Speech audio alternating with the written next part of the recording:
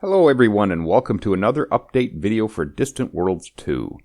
On December 19th, the Slitherine Group revealed more information about the game on their year-end live stream. I was really disappointed I couldn't be there to see it live, but as it turns out it was only a 10-minute segment anyways.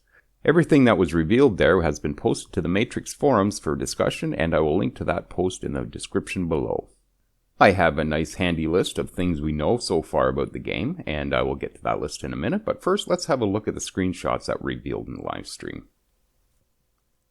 In the first shot, we have a Titan spaceport in orbit around a desert planet. Next up is the design screen, and in it is a Mortal spaceport with the component slot markers turned on. Just have a look around the interface there for a sec. In the next shot, we have the same spaceport, but with the slot markers turned off. All kinds of information being shown here. I love it. And here is a shot of the ship designer. In it is an Actarian construction ship being built, and we can see all kinds of familiar stuff here, including the power graphs and everything, plus some additional new stuff, which looks very handy indeed. And then next up is an Actarian spaceport in orbit around an ocean planet. This is the view of planet Srilor 5 and its moons.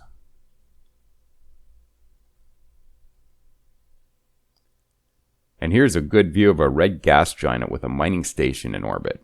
Tiny little mining station. And then they revealed a picture of the actual interface for the game. We're at the solar view right now. We have no idea what the Galactic screen looks like yet. But yeah, it looks pretty familiar and very refreshed at the same time. Really liking the look of all this. And that brings us back around to the shot that was revealed a week ago. This is a Mortal space station around a desert world.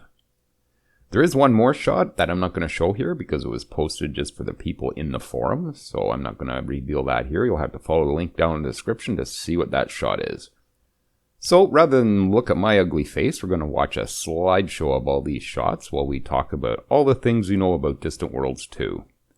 This is by no means an exhausted list, so if I missed anything, be sure to mention it down in the comments, and we'll get started.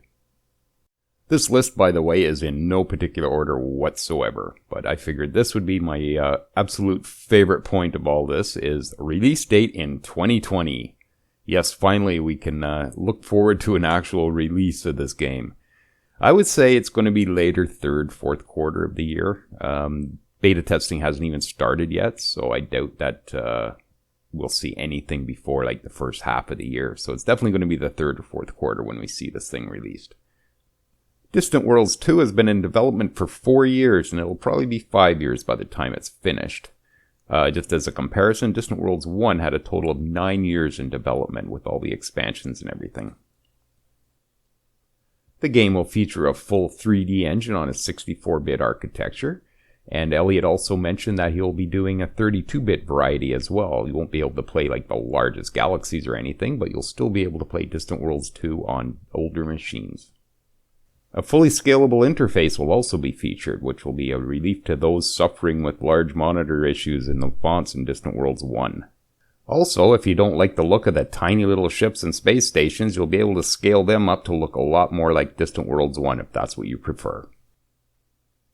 Beta and play testing will start in the new year, something I'm looking very forward to because I'm still signed up for the beta team, so bring it on.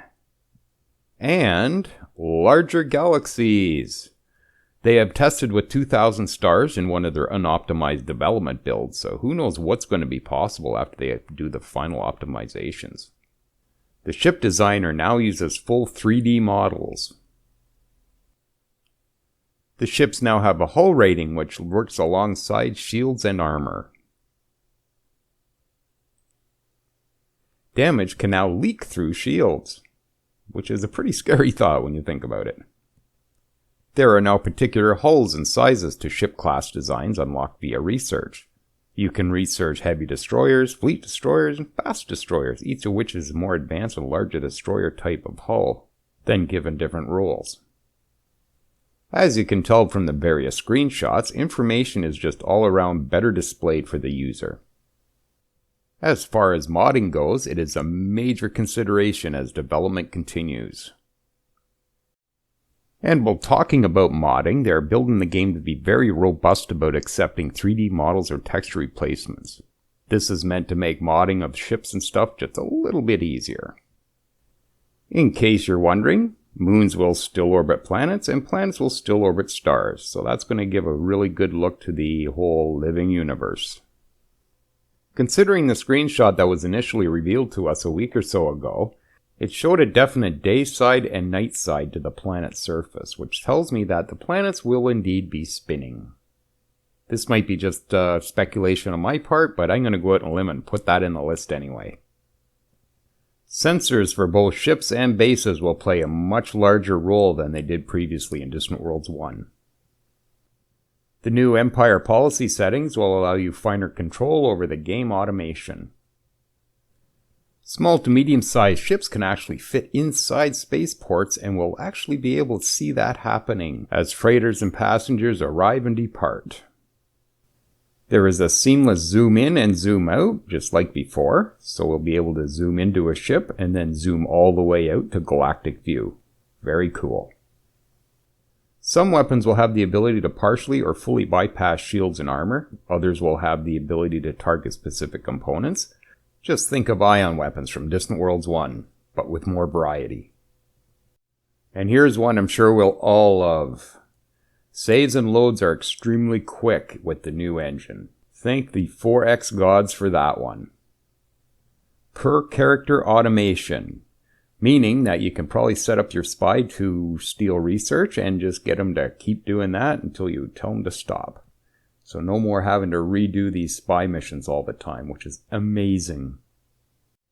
There is still a private economy and a state economy in the game, so not much has changed in that. I'm sure it'll be a little more robust, but pretty much the same as Distant Worlds 1. Distant Worlds 2 will be tracking more in-game stats than it did previously. For instance, how many kills a ship gets and all that kind of stuff, so plenty more data to look through while we're playing. Each species in the game will have specific hull types and component placement options in the designer. The initial release of Distant Worlds 2 will already have a great majority of Distant Worlds universe features. Most of those will be improved upon in some way, of course. There will be new ways to help prioritize and encourage development of certain resources. It is now very easy to see from the top level what your freighters are actually carrying, so no more guesswork at what they're doing. You can actually go in and have a look. You will actually be able to see your weapon firing from the particular place on the ship where you put it in the 3D designer. Very cool.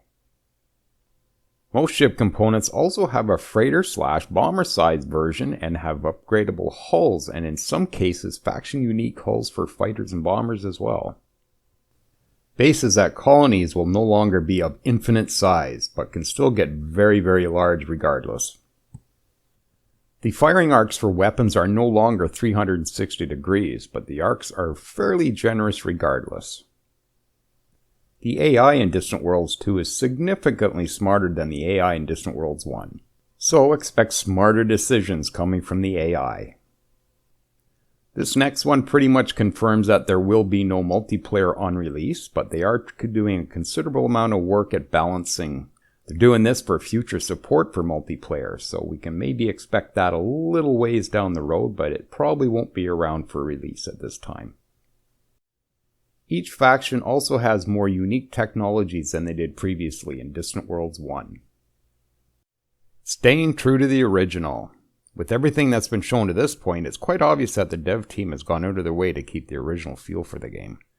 I see so much that's familiar, and from what I've been reading, ideas from the original are being reworked for the better. So there we have it. 36 things we know about Distant Worlds 2 going into 2020. I'm sure we all still have many questions, but those will be answered over the next bunch of months as more updates have been promised going forward. I'm dying to see what the Galaxy map looks like and explore how resources, components, and the economy works now. So let me know in the comments if I missed anything, and have a happy new year, and thanks for watching.